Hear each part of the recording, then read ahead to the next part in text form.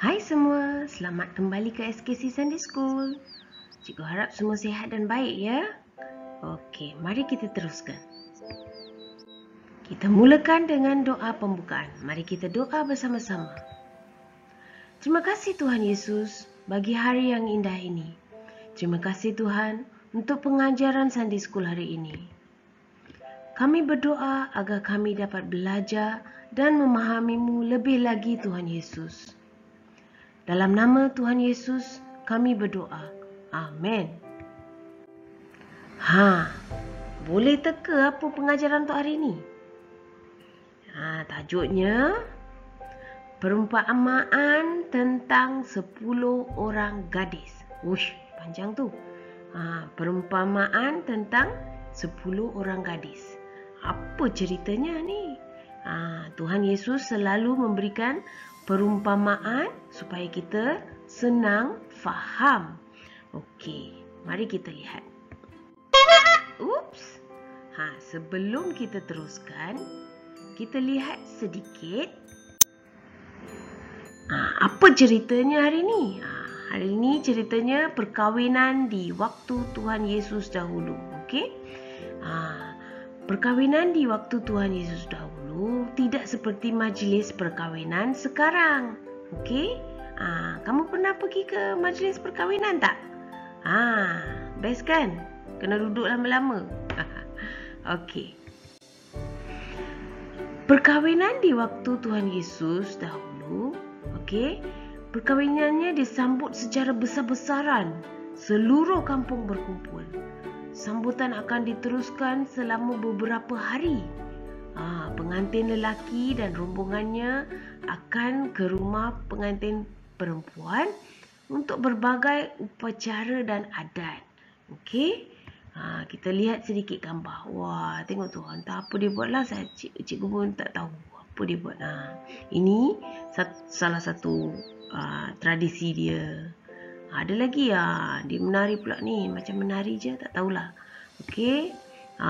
Dan yang pentingnya ada makanan, ada kenduri ya.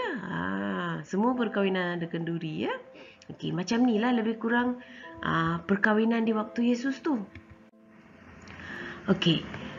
Majlis perkahwinan itu membawa kegembiraan kepada semua orang, tua dan muda. Tetapi yang paling gembira adalah gadis-gadis yang dijemput untuk melayani sebagai pembantu pengantin perempuan. Adalah satu kebanggaan untuk diminta menolong tu. Sesiapa yang bersetuju, gadis-gadis yang bersetuju tu, tapi mestilah bertanggungjawab kan, dan menolong sebaik yang mungkin. Okey.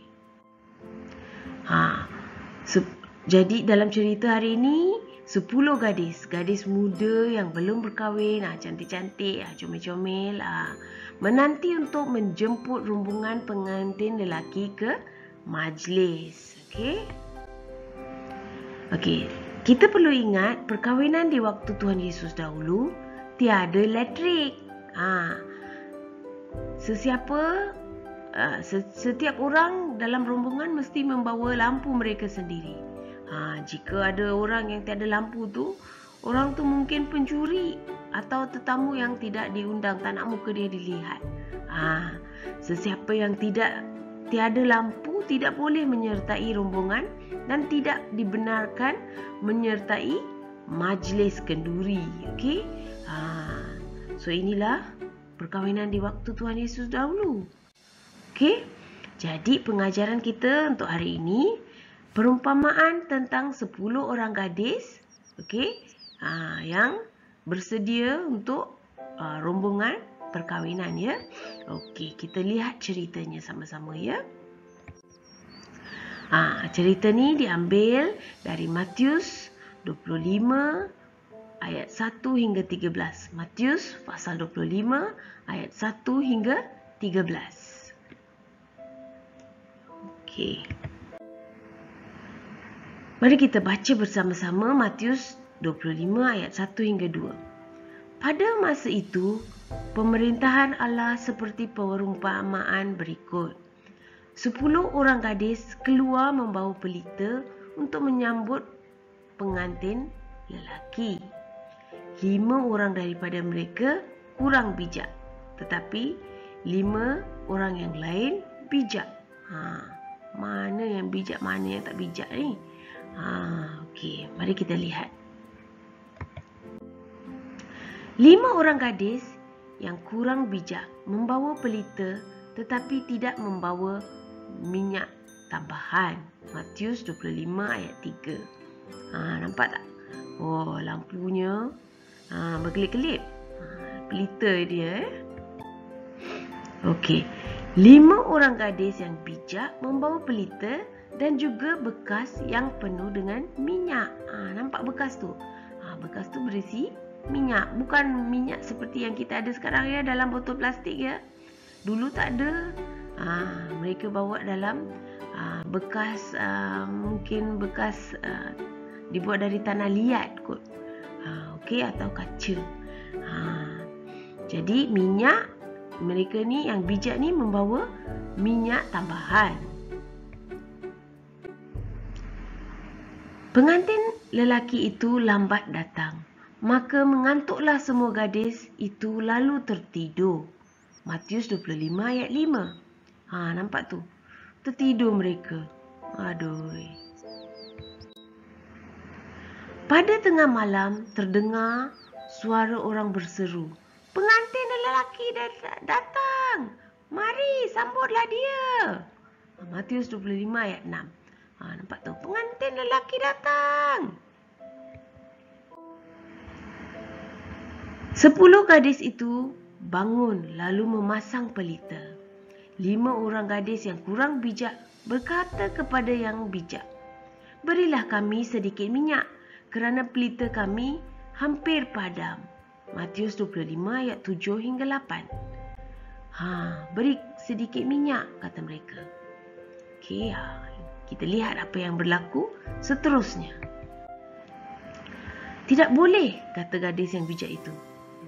"Minyak tidak cukup untuk kita semua. Pergilah ke kedai dan belilah minyak."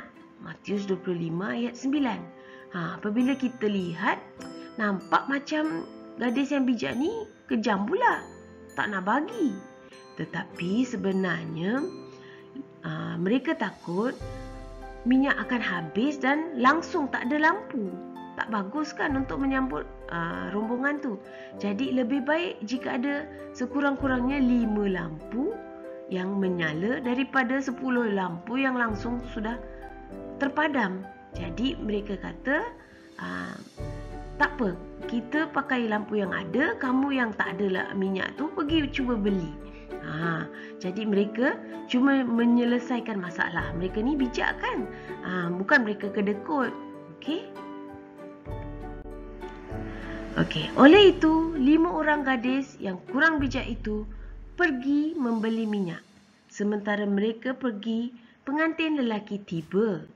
Kelima-lima orang gadis yang sudah bersedia itu masuk bersama pengantin lelaki ke balai perjamuan dan pintu ditutup. Matius 25 ayat 10. Nampak tu? Pengantin lelaki datang. Mereka dijemput masuk ke dalam balai perjamuan. Okey, mereka pun masuklah ke dalam majlis tu. Masuk. Mari. Pengantin pun masuk. Okey. Oh, pintu ditutup. Apa terjadi kepada 5 orang gadis lagi tu? Kemudian gadis-gadis yang lain itu tiba. Tuan, seru mereka. "Bukalah pintu untuk kami." Matius 25 ayat 11. Mereka meminta pintu dibuka. Tetapi pengantin lelaki itu menjawab, "Aku tidak kenal kamu." Yesus mengakhiri perumpamaannya dengan mengatakan, "Oleh itu, berjaga-jagalah kamu. Kamu tidak tahu apa harinya ataupun waktunya." Matius 25, 12 hingga 13. Nampak tak? Yesus kata, cerita itu kata pengantin lelaki kata, "Saya tidak kenal kamu. Pintu telah tutup, tak boleh dibuka lagi." habislah gadis-gadis yang tertinggal tu sedih juga kan, yang tidak bijak tu. Okey, mari kita lihat apa yang kita boleh belajar dari cerita hari ini. Kita belajar bahawa 10 gadis mewakili gereja. Gereja kita terdiri daripada kita semua, kamu dan saya, ibu bapa, kawan-kawan yang datang ke gereja. Kitalah gereja, kitalah umat Allah.